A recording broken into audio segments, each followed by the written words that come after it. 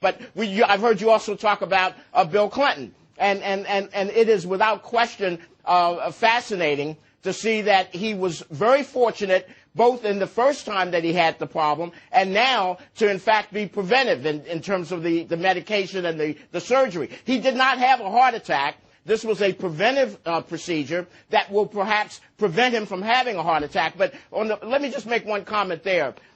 David Gergen, and I want to augment his statement. David Gergen said last night that one of the things about Bill Clinton is that a lot of people during the campaign when Hillary was running were saying, and this was again in that press, that journalistic world that you referred to, that he was going to screw things up. He would be a loudmouth.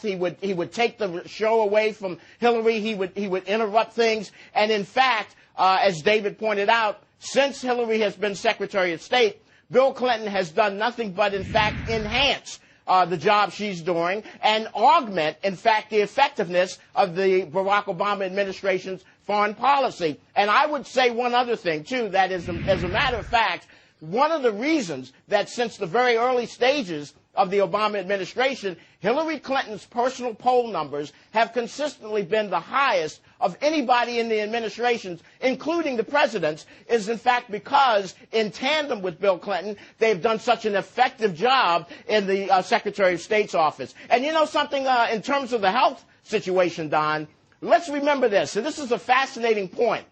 Bill Clinton's probably got a lot of years left with us, as does George W. Bush, because we now have baby boomers who are elected president, and they have a lot of years left.